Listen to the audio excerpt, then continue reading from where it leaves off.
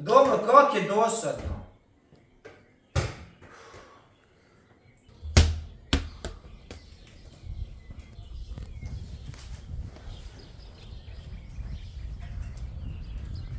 Dečki, pa zašli smo vani!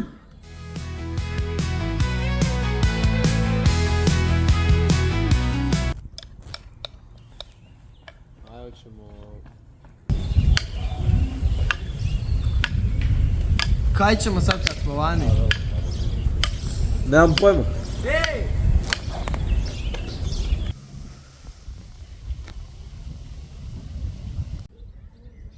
Fićo, pa gle ovaj isti ti! Da, znamo. Ček, vi ste dečki zapravo minutu od Save i ne znate šta da radite. Ko da ti znaš? Slušajte sad ovo.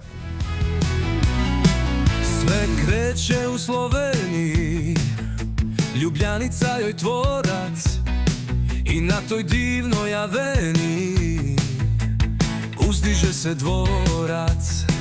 Zatim dalje blizu sliva uzdiže se još jedan. Na predivnom jezeru Bled bi provelo svaki tjedan.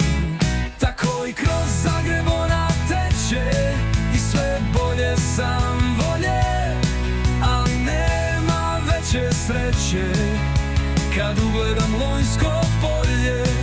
Kroz Sisak nastavlja gdje Kupa joj pomaže i u Slavonskome Brodu predivne šetnje slaže. Ako si velik fan dobre arhitekture,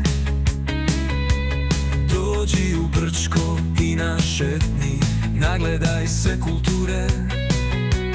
Predivne poglede Sava nudi kod Rača,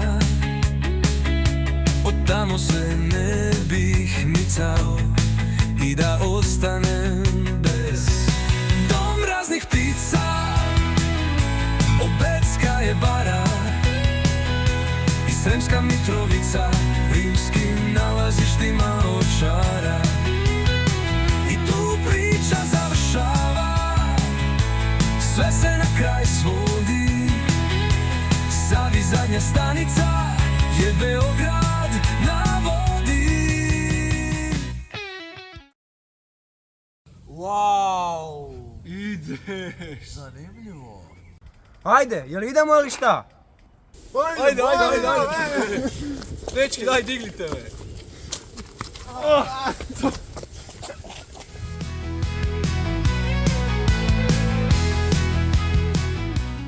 Tri, četiri.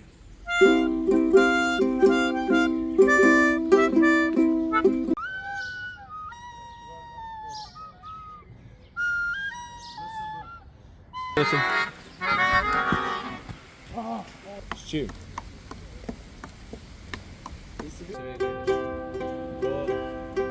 Sad skužiš i kreneš.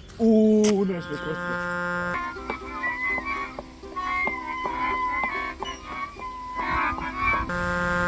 Čuš ti ovo? No što je to? Broj. Sam broj. A izreži neki najbolji, ja vidim. Pičo, idi najbolje. Okej.